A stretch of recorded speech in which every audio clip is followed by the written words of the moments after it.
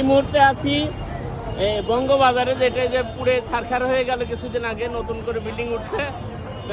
সেটার সাথেই এই যে মামা, এমন মামার অভিযোগ যে মামাকে কোনোদিন দেখায়নি ক্যামেরায়। মামা বলেন, এখানে কত বছর কাবাব বিক্রি করছেন? মামা এখানে প্রায় হিসাব করলে 30-32 হবে।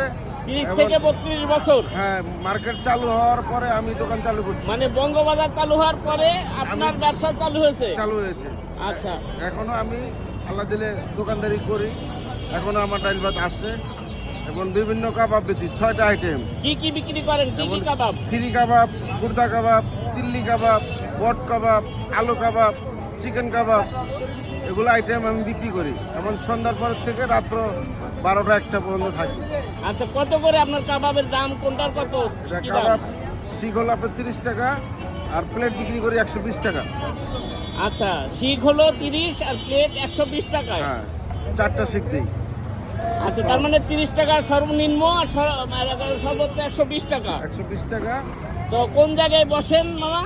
ফায়ার সার্ভিসের 1 নম্বর গেটের এই যে অপোজিটে। দেখতে পাচ্ছেন ফায়ার সার্ভিস, তার ঠিক অপোজিটে মামা বসেন। বঙ্গবাজারের কোনায়। যারা এই যে এই লোভনীয় কাবাব খেতে চান, আলু কাবাব সহ অন্যান্য কাবাব, মামার দোকানে চলে আসতে পারেন। মামা সন্ধ্যা থেকে মধ্যরাত পর্যন্ত থাকেন। তো মামা ভালো থাকেন। জি, ভালো থাকেন। আসসালামু আলাইকুম। ওয়ালাইকুম আসসালাম।